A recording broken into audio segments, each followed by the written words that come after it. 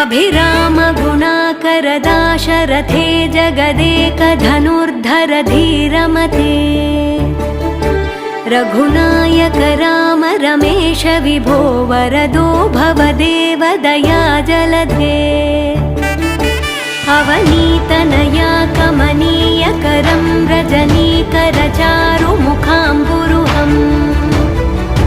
रजनीचर राजतमो मिहिरं महनीयमहं रघुराममये